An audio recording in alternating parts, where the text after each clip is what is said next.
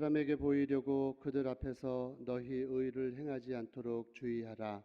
그리하지 아니하면 하늘에 계신 너희 아버지께 상을 받지 못하느니라.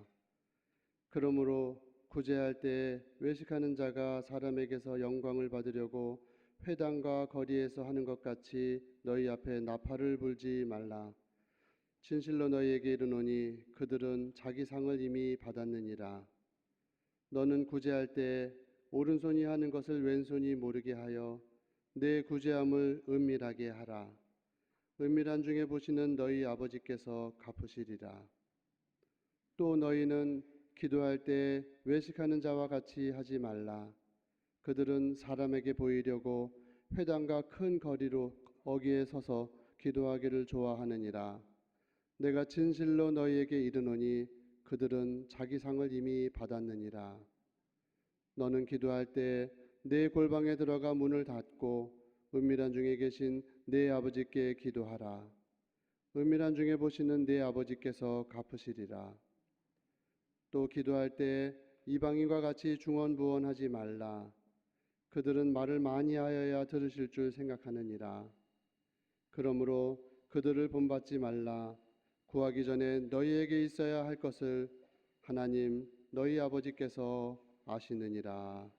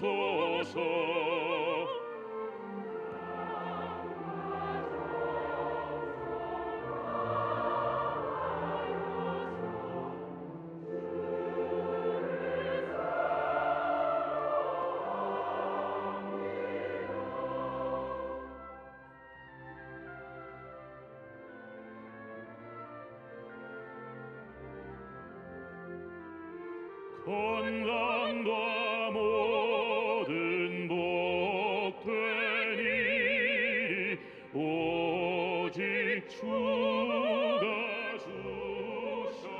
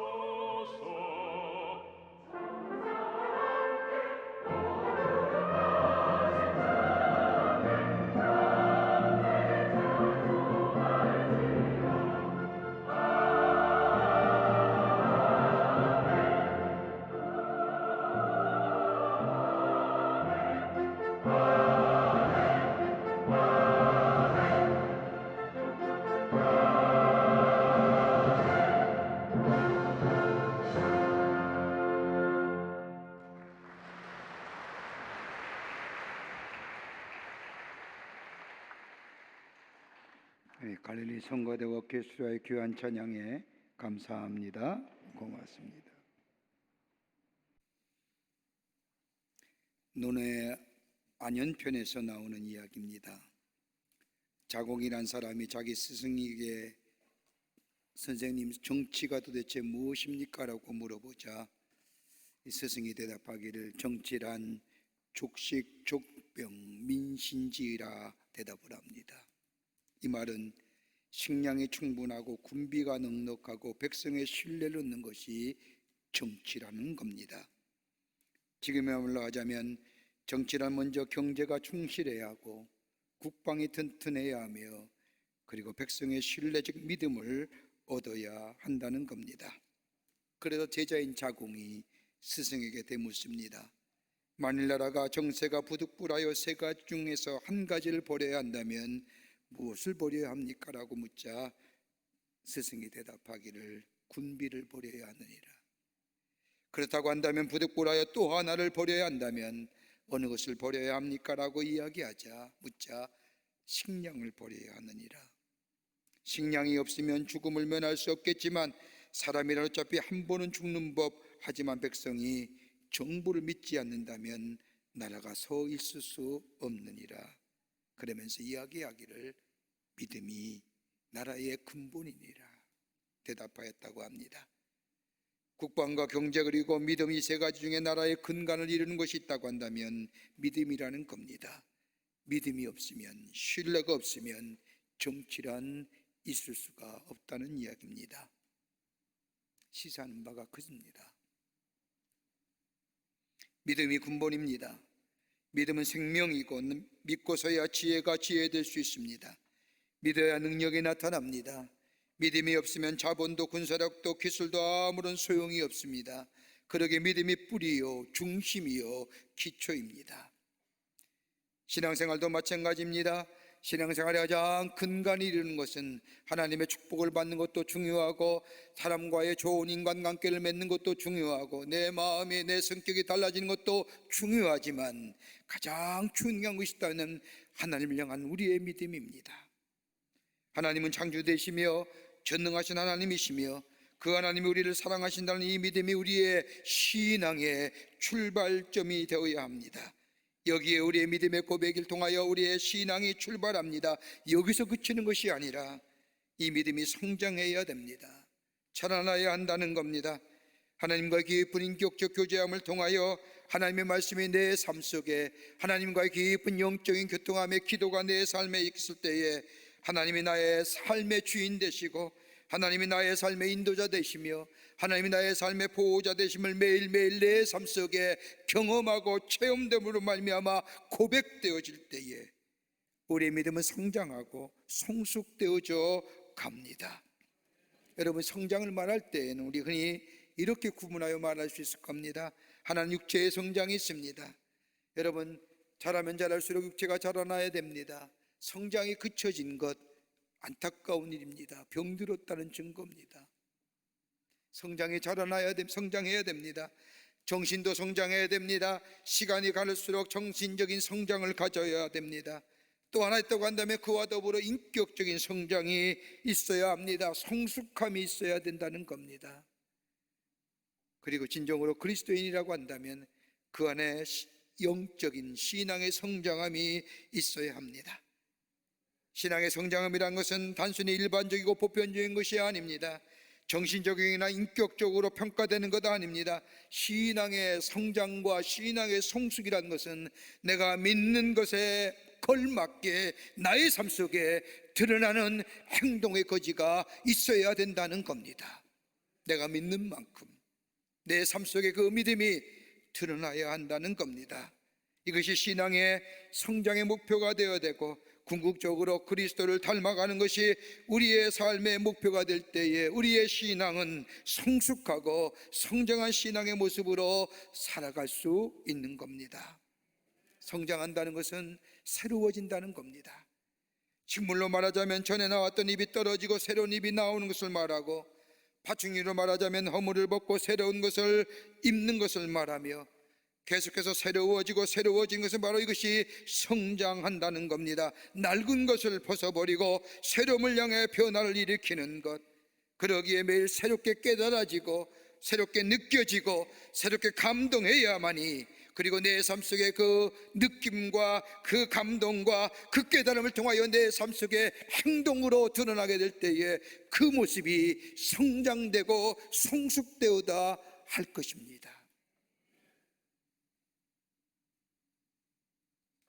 그럴 때, 새로워질 때 비로소 옛것을 버리실 수가 있습니다.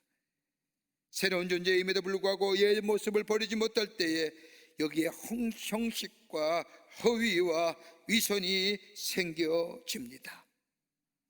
오늘 본문의 말씀은 예수님께서 저 산상에서 산상수훈의 말씀을 제자들에게 가르치는 마지막 부분에 이르는 말씀입니다. 제자들을 향한 말씀이지만 당신의 신앙의 형식주의에 맺어 있던 바리새인과 그 당시의 종교지들 향한 예수님의 엄중한 경고의 말씀이라 할 것입니다. 반대로 제자들에게는 예수의 사람으로, 하나님의 사람으로 어떻게 살아갈 것인가에 대한 말씀을 제자들에게 하십니다. 하나는 육적인 삶에, 내 삶 속의 실존적인 삶에, 내 행동의 거지에서, 또 하나는 하나님과 나와의 영적인 기도 생활에서 어떻게 살아가야만이 하나님의 주시는 상급을 누리고 하나님의 주시는 은혜를 누리며 내 삶의 신앙의 성숙함과 성장함을 가져올 수 있느냐에 대하여 우리 예수님은 말씀하십니다. 그런데 오늘 본문의 말씀을 가만히 읽다 보면 이 짧은 말씀에 상이란 단어가 갚아주신다는 의미의 리워드라고 하는 영어의 표현이 무려 이 짧은 말씀에 7번이나 나옵니다. 상 주심을 믿어야 할지니라, 상 주심을 믿어야 할지니라. 무려 상 받는다, 갚아주신다는 말씀이 7번 나옵니다. 하나님의 말씀을 따라 하나님과의 깊은 영적인 교제함 속에 주님 앞에 기도하는 자, 더 나아가 내 삶 속에 주님의 말씀대로 실천하며 사는 자에게 우리 하나님이 갚아주신다는 겁니다. 상 주신다는 겁니다. 우리 모든 인생의 삶이 하나님의 주시는 상 받는 삶, 큰 상급을 누리는 삶, 하나님이 갚아주시는 은총, 이 은혜 안에 살아가기를 간절히 소망하는데 어떻게 우리의 믿음의 생활 속에 우리의 삶 가운데 있어야 될까요? 오늘 본문의 말씀을 통해서 함께 말씀을 나누며 은혜 받기를 원합니다. 첫째는 은밀히 행하는 사람입니다. 은밀히 행하는 사람이 하나님이 상 받는 사람이고 갚아주신다는 겁니다. 오늘 본문의 말씀의 4절 말씀을 보십시오. 예수님이 제자들에게 말씀하시기를 내 구제함을 은밀하게 하라. 은밀한 중에 보시는 너희 아버지께서 갚으시리로다. 다른 사람을 구제하거나 다른 사람을 도와줄 때에 비밀스럽게 하라는 겁니다. 여기서 은밀함이라는 것은 하나님과 나와 안에 아는 비밀, 다른 말로 말하면 단순한 마음으로 행하는 것. 말씀을 자세히 읽어보면 사람에게 보이려 하지 말라는 말씀을 예수님은 3번씩이나 강조하여 말씀하십니다. 1절과 5절과 16절의 말씀을 보면 거듭거듭 사람에게 보이려 하지 말라는 겁니다. 당시의 종교 지도자들이나 랍비들은 사람들에게 가르치기를 다른 사람에게 구제의 손길을 베풀 때 많은 보상을 받는다고 말합니다. 그러기에 다른 사람에게 많이 구제하고 많이 베푸는 것을 보이려고 애를 썼습니다. 그래야만이 하나님이 주시는 상급을 많이 누릴 수 있다고 생각했던 이들, 그런데 우리 예수님은 제자들에게 그러지 말라는 겁니다. 오늘 본문의 말씀에 보면 오른손이 하는 일을 왼손이 모르게 하라는 겁니다. 비밀스럽게 하나님과의 나와의 관계에 단순한 마음으로, 깨끗한 마음으로 다른 사람을 향하여 구제와 긍휼히 여기는 마음을 베풀라는 겁니다. 여러분, 지금의 시대는 PR의 시대라고 얘기하지요. 자기를 드러내고 자기를 나타내려고 얼마나 애를 쓰는지요. 그래서 SNS에 소셜 네트워크를 통해서 많은 것들을 자기를 자랑하고 드러냅니다. 인스타그램이나 또 유튜브나 페이스북이나 트위터나, 여러분 다 보면 다 온갖 자기의 모습입니다. 그것도 가장 이쁜 것들만 골라서, 미운 건 절대 안 쓰습니다. 먹은 것 별것도 아닌데 이쁜 것 이거 먹었다 자랑하기 위해서 사진을 냅다 찍습니다. 그리고 올려놓지요. 그러면 모두가 다 열광합니다. 맛있겠다, 어디냐, 뭘 먹었냐, 맛은. 관심 갖잖아요. 자기를 드러내잖아요. 이건 젊은 사람들이 나는 거죠. 나이 드신 여러분들 어떻게 하세요? 드러내고 싶은데 할 게 없잖아요. 제가 얼마 전에 한 분을 만났더니 저에게 명함 한 장을 딱 내리십니다. 명함을 보니까 보통 명함에는 사진 안 싣는데 그분은 사진을 찍어서 실었습니다. 그 사진과 그 얼굴을 실물을 작게 들여다보니까 달라요. 그래서 물었습니다. 선생님, 사진이 왜 다른지요? 지금의 모습과 사뭇 다릅니다라고 묻자 배시시 웃더니 목사님 뽀샵했습니다. 합성했다는 거지요. 사진을 넣어서 명함 만드는 거 잘못 아는데 있는 그대로 해야지요. 그렇게 하고 사니까 천국에 가서도 하나님이 헷갈린다고 하지 않습니까? 그래서 다음에 태워질 때 제가 오시면서 얘기했습니다. 다음에 만날 때도 못 알아보겠습니다. 또 바꿀 거 아닙니까? 정직하게 사실대로 알려야 한다는 겁니다. 진실 이상으로 보이려고 할 때 거짓이 되고 위선이 되지요. 이런 사람 피곤한 사람입니다. 맥락원이라고 하는 교수가 쓴 책 가운데 바보들은 항상 결심만 한다는 책이 있습니다. 여러분 가운데 읽어보신 분도 계실 줄 압니다만, 인생을 어떻게 살고 무엇인가 잘못 살았다고 생각하는 사람에게는 몇 가지의 공통점이 있다고 합니다. 하나는 뭐냐? 항상 남의 탓으로 돌린다는 겁니다. 어떤 일이 잘못되었을 때 꼭 남의 탓합니다. 자신의 잘못이라고 결코 말하지 않습니다. 남의 탓하고 사는 사람들입니다. 환경을 탓하고, 날씨를 탓하고, 세상을 탓하고, 부모를 탓하고, 마지막에 하나님을 탓하고, 다 다른 사람의 탓이라고 생각하는 사람, 바보이랍니다. 또 하나 있다고 한다면 무엇인가 문제를 모른다는 겁니다. 문제의 현상도 중요하지만 가장 중요한 것이 있다고 한다면 원인입니다. 그 원인은 진실을 얘기하지요. 원인을 알아야만이 문제를 해결하지 않습니까? 원인이 중요한데, 문제가 있으면 원인이 있어야 되는데 항상 바보들은 결과만을 얘기한다는 겁니다. 세 번째는 바쁘다고 말한다는 겁니다. 바쁘니까 생각할 겨를이 없습니다. 자기를 돌아볼 겨를이 없습니다. 내가 누구인지, 내가 어떤 사람인지, 내가 어디로 가는지 바쁘니까 생각할 수 없지요. 나를 성찰하고 나를 알아야만이 내가 누구인지, 내가 어느 자리에 서는지 알 터인데 그거 살 시간 없으니까 결과만 얘기합니다. 그 결과가 나를 얘기하고 나를 나타내고 결과 치상적인 사람으로 변하는 거예요. 결과에 의해서 나라는 존재를 얘기하는 겁니다.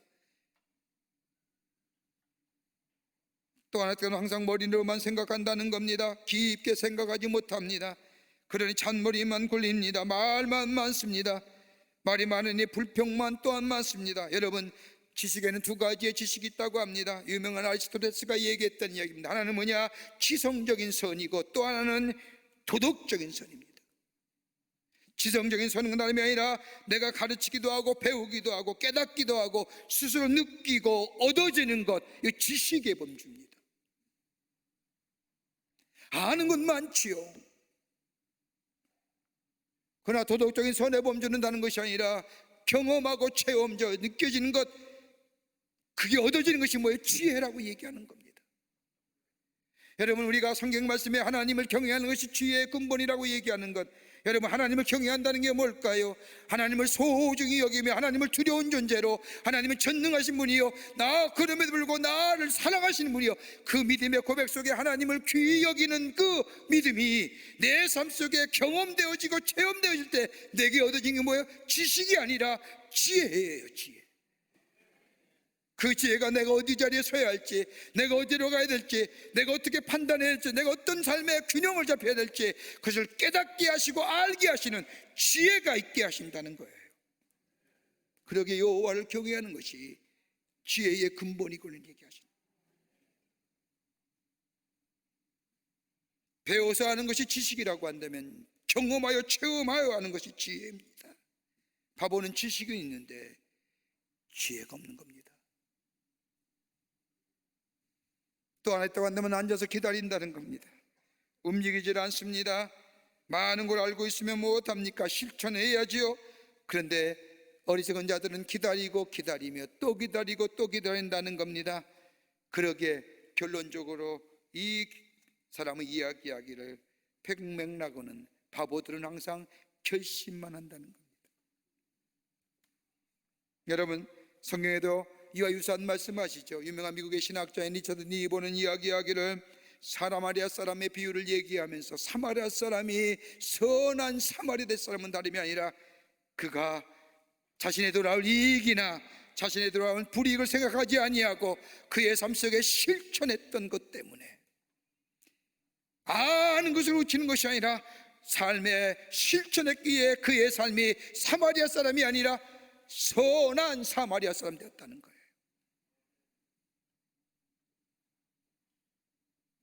예수님의 말씀에 순종하여 실천하여 우리의 삶 가운데 사합니다. 말씀에 실천함에 있어서 다른 사람에게 보이려고 하지 말라는 겁니다. 다른 사람에게 보이려고 하는 사람은 언제나 대가를 요구합니다. 다른 사람의 시선을 생각하고요, 다른 사람의 칭찬을 받기를 구하고 자신의 유익함을 구하는 겁니다. 여기에는 하나님의 상급이 없다는 거예요.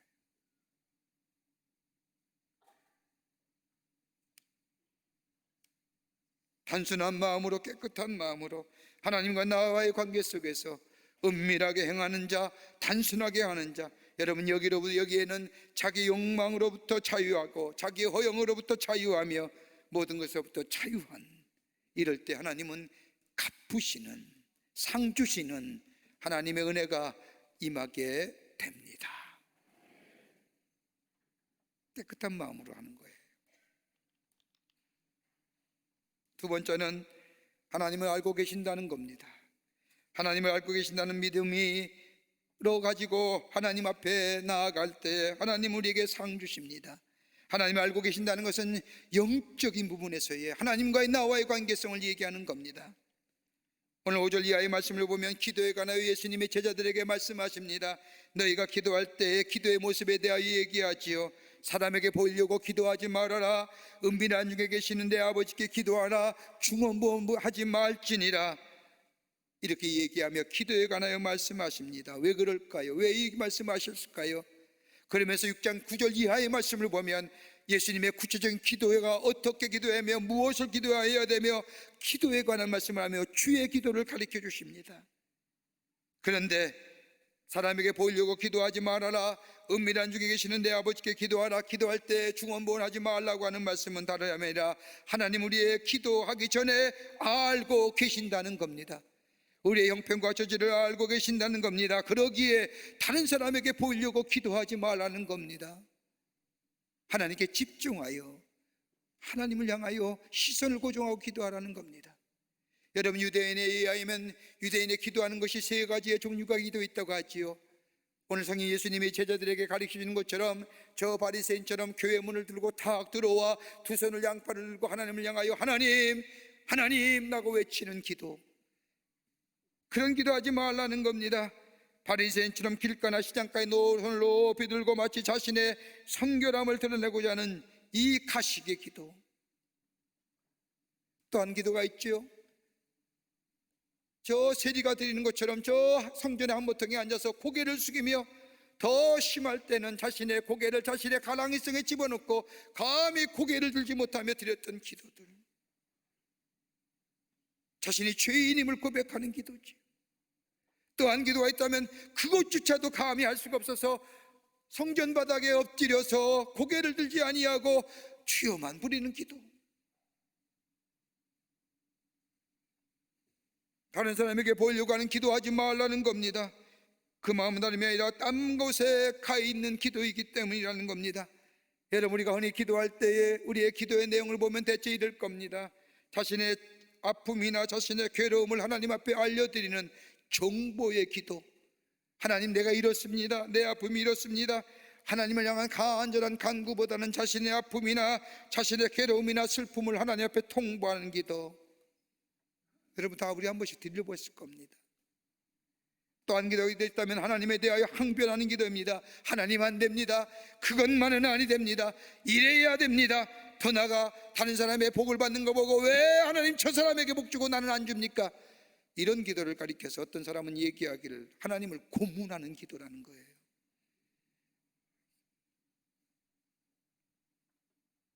또 한 기도했다면 중언부언하는 기도지요. 내용이 이리 왔다 저리 갔다 하는 기도의 모습을 말합니다.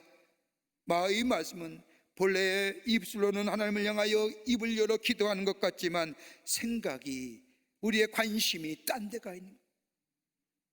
하나님 앞에 우리의 기도의 대상이고 우리의 기도에 들어오신 하나님을 향하여 하나님의 이름을 부르며 기도했다고 한다면 하나님께 집중해야지요. 이분은 기도하는 것 같은데 생각은 딴 데가 있는 것, 이게 중언부언의 기도라는 겁니다. 여기는 기도의 응답이 없다는 겁니다. 이렇게 기도하지 말라는 겁니다. 기도할 때는 입을 열어 자신의 간구를 하나님 앞에 아뢰며 내 마음과 내 모든 것이 하나님께로 시선이 고정되어 있는 기도, 그리고 내 삶 속에 이루어진 일들을, 내 현장 속에 일어난 일들 속에 하나님이 원하시고 바라신 뜻이 무엇인가 구하는 기도, 그리고 겸손히 듣는 기도. 여기 무슨 기도예요? 하나님을 알고 계신다는 믿음의 고백이 있는 기도예요. 우리 하나님 알고 계십니다. 하나님의 뜻을 듣기를 원합니다. 하나님이 원하시는 일을 듣기를 원합니다. 여러분, 다윗처럼 하나님 앞에 기도 많이 한 자는 없을 겁니다. 시편 139편 17절 이하의 말씀을 보면 다윗의 유명한 기도문이 나옵니다. 다윗의 이 기도문은 그냥 쓰여진 기도가 아니라 자신의 삶의 궤적들을 뒤돌아보면서 하나님이 어떻게 자신의 삶을 인도했는가에 대한, 어떻게 보면 자신의 생을 뒤돌아보는 마지막 기도라고 해도 과언이 아닙니다. 그 말씀 가운데 시편 139편 17절과 18절의 말씀을 보면 다윗이 이렇게 고백합니다. 하나님이여, 주의 생각이 내게 어찌 그리 보배로우신지요, 그 수가 어찌 그리 많은지요. 내가 세려고 할지라도 그 수가 모래보다 많도소이다. 내가 깰 때에도 여전히 주와 함께 있나이다. 그러면서 마지막 20절과 21절에 와서 이렇게 고백합니다. 하나님이여, 나를 살피사 내 마음을 아시며 나를 시험하사 내 뜻을 아옵소서. 내게 무슨 악한 행위가 있나 보시고 나를 영원한 길로 인도하소서라고 고백합니다. 자신의 생을 돌아보니까요, 하나님 나를 너무 잘 아시는 거예요. 내가 누구인지도, 내가 어떠한 인생을 살았는지도, 자신의 삶을 살아본 결과 시기도 많았고 질투도 많았고 시험도 많았고 위험도 많았지만 그럼에도 불구하고 하나님이 나를 아시기에, 나의 삶을 인도해 주시기에, 오늘 일전 아침에 13절 말씀을 보면 다윗은 하나님은 내 형질까지도 아신다는 거예요. 내 성격, 내 성질, 내 단점, 내 장점, 더 나아가 부끄러운 과거, 내가 무엇을 생각하는지, 내 본질, 내 깊은 비밀, 더 나아가 내 욕망까지도, 아니 내 미래까지도 알고 계신 하나님이에요. 하나님과의 깊은 기도의 삶 속에 하나님 나를 알고 계신다고 하는 이 믿음 속에 하나님이 나를 향하여 하시고 하신 뜻이 무엇일까, 하나님 앞에 시선을 고정하며 우리의 입술을 고정하며 마음을 고정하여 하나님 앞에 기도할 때 그 기도의 고백, 그 기도의 자세는 하나님은 나의 삶을 인도해 주신다는 고백과 더불어 하나님은 나의 삶을 사랑하실 뿐만 아니라 나를 보호하신다고 하는 이 고백식이 그 믿음의, 그 기도의 자리에, 그 기도의 자세에 담겨져 있다는 거예요. 내 허물도 아시고요, 내 꿈틀거리는 불끈불끈한 내 성질도 아시고요, 그럼에도 보호하시고 인도하시고 지키시고 동행하시는 하나님, 그 고백이 우리의 기도 속에 담겨져 있을 때에 하나님 우리에게 응답하시는, 상 주시는 것, 상급을 내리시는 것, 하나님께서 우리에게 허락해 주신다는 사실을 믿어야 될 줄 믿습니다. 미국과 캐나다 사이에 나야가라 폭포가 있지요. 다 가보신 줄 압니다. 한 번쯤은. 지금은 뭐 강력한 모터보트를 통해, 모터터빈을 통하여 가까이 가지만 몇 년 전, 얼마 오래전만 해도 손우 배를 노젓는 사공에 의해서 그 폭포에 가까이 갔던 그때의 일입니다. 몇 사람이 타고서 나이 많은 노인 한 분이 노를 저 폭포 가까이 갑니다. 물결이 타고 빙빙 돌면서 배가 나아갑니다. 타고 어떤 사람들이 괜히 물이 이렇게 빙빙 도니까 겁이 난 겁니다. 겁이 나서 노를 젓는 노인에게 묻습니다. 여보시오 노인장 하고 노를 젓는 노인을 부르자 왜 그러시오? 노인장은 몇 년 동안 사공노릇을 했습니까? 한 20년은 넘는 것 같습니다. 그 사이에 사고 난 적은 없었습니까? 아직까지는 없었습니다. 꼭 사고가 나게 되어 있지만은 아직까지는 사고가 없었습니다 라고 이야기하자 배 안에 탄 사람이 수근수근하기 시작합니다. 아직까지는 사고가 없었다. 사고는 꼭 나야 될 것 같다. 그러면서 이래라 저래라 얘기하기 많아졌습니다. 사공 보고 이로 가시오 저로 가시오라고 얘기하자 사공이 사람들을 바라보며 이야기합니다. 여러분 노절 줄 아오? 모릅니다. 그러면 입 다물고 있어. 너는 내가 줬는 것이요 지금은 죽거나 살거나 당신들의 목숨 다 내 손에 달려 있어. 그러면서 이야기하기를 여러분과 나는 같이 갖고 있소이다. 손님들이 죽게 되면 나도 죽는 것이고 내가 죽으면 여러분도 죽는 것입니다. 그런데 한 가지 분명한 사실은 나는 아직 죽고 싶은 마음이 없소이다. 그럴 때 비로소 배 안에 있는 사람이 다 조용해졌다고 합니다. 우리를 사랑하시고 우리를 구원하신 하나님, 우리를 잘 알고 계시는 하나님, 내 모든 편과 내 지체를 알고 계시는 하나님, 그 하나님 앞에 우리가 기도할 때에 우리가 하나님 앞에 시선을 고정하고 우리의 마음의 중심을 고정하고 하나님 알고 계십니다. 나를 잘 알고 계신 하나님, 이 어려움과 이 역경과 이 환난조차도 하나님이 나를 알고 계시기에 내게 합당한 것으로 주신 것을 믿고 이것이 무슨 의미가 있는지, 하나님이 하시고자 하는 일이 무엇인가 하나님 앞에 구하며 듣는 우리의 믿음의 그 모습 속에 우리 하나님 뭐예요? 상 주신다는 거예요. 허락해 주신다는 거예요. 응답의 역사가 있게 해 주신다는 거예요. 이 놀라운 믿음의 역사들이 저와 여러분 가운데 있어지기를 간절히 축원합니다. 끝으로 갚아주시는 하나님이십니다. 갚으시는 하나님. 오늘 본문 말씀 8절의 말씀을 보면 구하기 전에 너희에게 있어야 할 줄을 우리 하나님께서 아시느니라고 말씀하십니다. 하나님 우리에게 필요한 것을 아시고 더불어 갚아주시는 하나님이시라는 겁니다. 다른 사람에게 보이려고 구제하는 행위 바른 신앙의 모습이 아닙니다. 다른 사람에게 보이려고 하는 기도의 모습 바른 신앙의 모습이 아닙니다. 하나님 우리의 필요를 아실 뿐만 아니라 우리의 기도에 간구해 주십니다. 비록 더디 이루어질지라도 우리가 기도하고 간구하는 것, 우리가 구제한 것, 우리가 선한 것, 은밀하게 이루어진 것 우리 하나님 다 아시고 우리에게 상 주신다는 겁니다.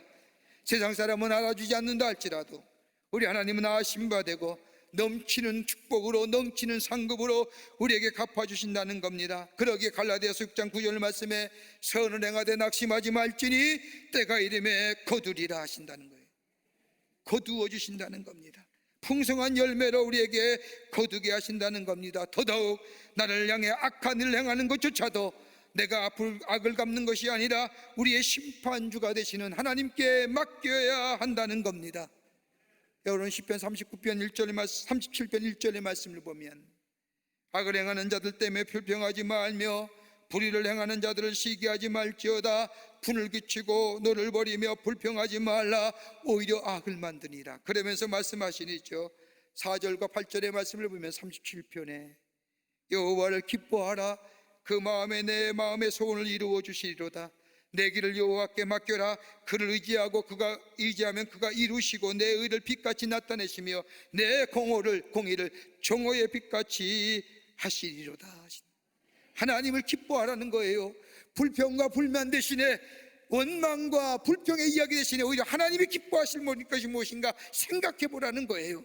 그럴 때 하나님은 우리의 마음의 소원을 이루어 주실 뿐만 아니라 내 삶의 여정, 내 열매 모든 것들 하나님 책임져 주십시오.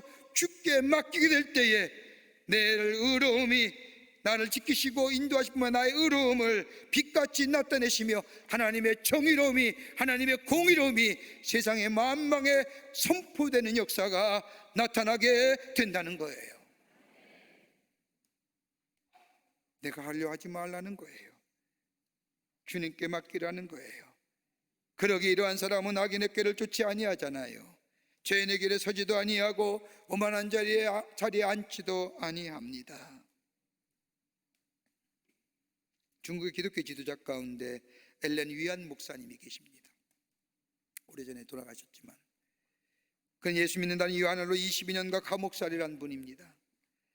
일본이 중국을 점령할 때에도 가정교회 운동을 일으켜서 예배드리고 가정에서 예배드리게 했고, 중국의 공산주의가 집권하자 공산당에 협력하기를 거부합니다. 그 이유는 단 한 가지, 무신론자들에게는, 무신론자로 이루어진 공산당에는 협력할 수 없다는 이유 때문에 무려 22년간을 감옥에 지냅니다.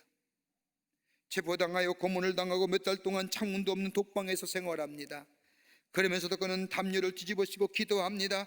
성경책이 없어서 그동안 외웠던 말씀, 시편의 말씀을 기억해내며 외우고 또 외웁니다.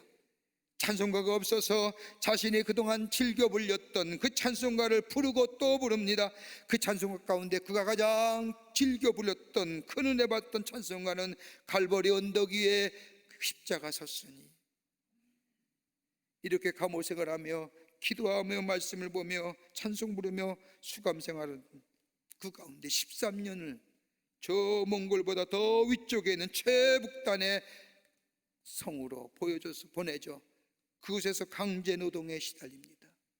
추운 곳에서 석탄을 운반하는 화차를 연결하는 노동에 취해지는데, 얼마나 추우면 그 새에 손바닥이 척척 달라붙습니다. 그 손바닥을 뗄 때마다 어떤 애 살점이 떨어져 나가는, 함께 노동했던 수많은 죄수들 부러지기가 기수고 다리가 달라지고 끊어지는 부주의한 일들, 그에게 큰 위로가 되었던 일이 있다고 하면 다름이 아니라 우리 하나님 알고 계시지? 우리 하나님은 알고 계시지? 여러분, 어느 때 가장 위로가 될까요? 여러분이 세상 살면서 누구도 위로함 없을 때에 여러분에게 위로해 주는 이야기가 뭘까요? 하나님 나 알고 계시지? 내 마음을 알고 계시지? 내 형편까지 알고 계시지라고 하는 이 말 한마디, 위안 목사님, 그 말 한마디, 그 말씀이 위로가 되었다는 겁니다. 22년 만에 교회로 돌아온 이 목사님, 많은 교인들 앞에서 이렇게 신앙 고백합니다. 여러분, 나는 감옥에 들어갈 때보다 감옥에서 나올 때 내 믿음이 더 강해졌습니다. 요셉처럼 우리도 힘든 시기를 당장은 모르지만 나중에 돌아볼 때에 비로소 알게 되었지요. 그것은 다른 것이 아니라 하나님은 우리의 형편을 아시고 우리에게 더 많은 것으로 갚아주신다는 겁니다. 그러면서 그가 예견합니다. 앞으로 중국은 머지않아 세상에서 가장 큰 기독교 공동체가 될 것입니다. 여러분, 얼마나 놀라운 일입니까? 그가 이기신 게 뭐예요? 우리 하나 알고 계시다. 여러분, 우리가 얼마나 어려운 시기를 보냅니까? 얼마나 힘든 시기를 보냅니까?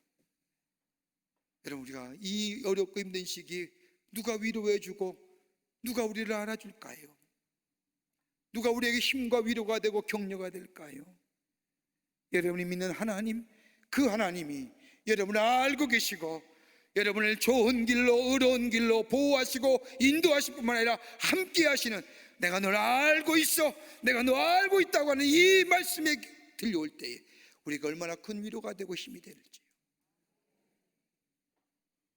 이 믿음의 고백이 우리 안에 있을 때에 하나님은 뭐에 우리에게 갚아주신다는 거예요.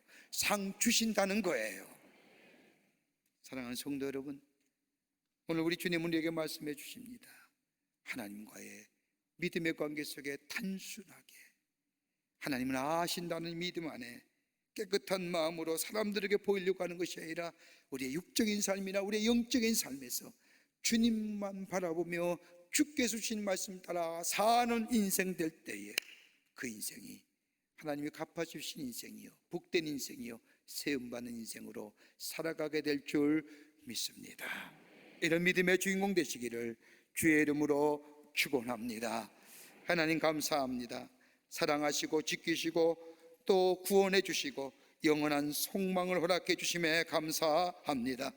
주의 말씀 따라 순종하며 주님과의 깊은 영적인 교제 속에 단순한 마음 가지고 우리 주님 아신다는 믿음의 고백을 통하여 주께 주신 귀한 사명 감당함으로 말미암아 하늘의 상급을 누리며 이 땅에 살면서 주의 주신 놀라운 축복을 누리며 사는 저희들 되게 도와 주시옵소서. 성령이 도우실 줄 믿으며 예수님의 이름으로 기도하옵나이다. 아멘.